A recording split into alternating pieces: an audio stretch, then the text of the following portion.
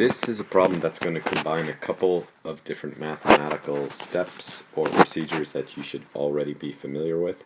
One is adding, or in this case, subtracting fractions, and the other concept is working with positive and negative numbers. If you are ready to roll in both of those areas, you should be able to tackle this type of problem. If you are not, or if you are confused with fractions or adding positive and negative numbers, it would be good to review that before you get started with this. So let's try to solve this problem here. Once again, it says 4 over negative 3, so that is a negative number. Negative 4/3 minus 4/7, which is a positive 4/7. If you would like, you could rewrite this like that. Negative 4/3 plus negative 4/7. In other words, these signs are the same. This is going to be an atom baby problem when all is said and done. So I rewrote it down here vertically. Negative 4/3 minus 4/7. Or once again, if I wanted to, plus negative 4/7. And something to be aware of is this top fraction right here.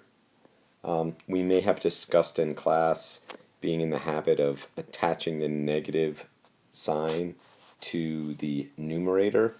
So if you wanted to, you could potentially rewrite that fraction as a negative 4/3. Either way, that is the same. These two numbers, 4 over negative 3, is the same as negative 4/3. They are both negative fractions.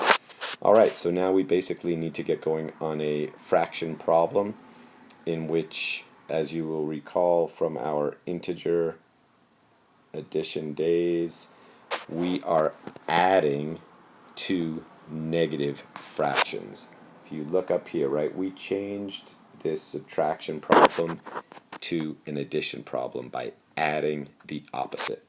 So at this point, we simply need to find the lowest common denominators, which is 21.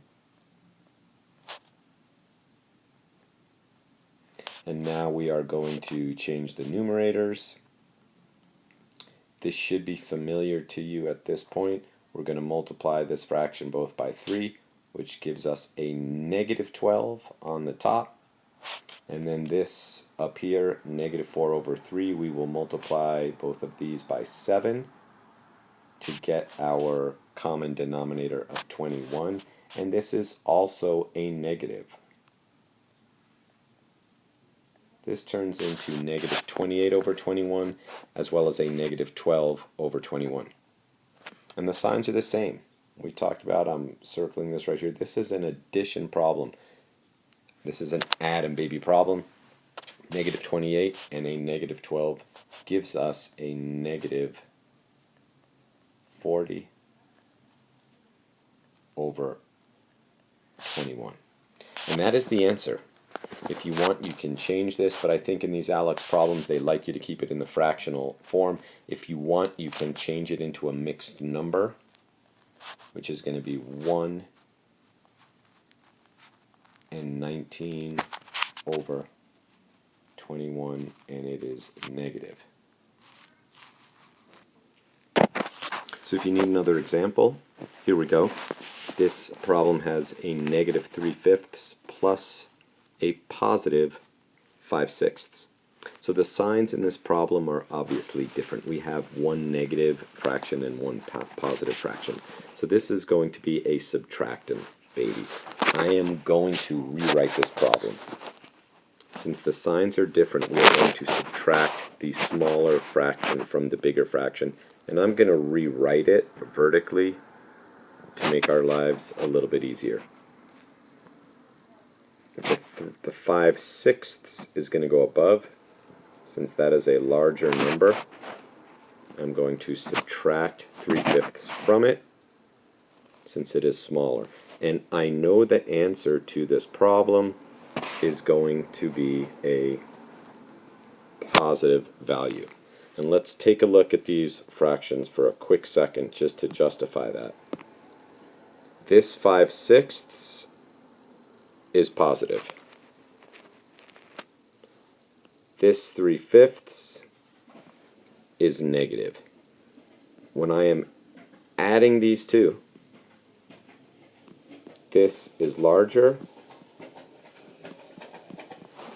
so therefore the answer to this problem is going to be a positive value. So let's get right to it. The lowest common denominator between sixths and fifths is 30. The new numerators, this is going to be 25, and this bottom numerator is going to be 18, correct? This is times 6. This is also, pardon me, times 6. And now right here I am subtracting. And when I take 18 away from 25, I end up with 7 over 30. And it is a positive value. And that cannot be reduced. Good luck when you attempt to solve the rest of these problems. Hope that helps.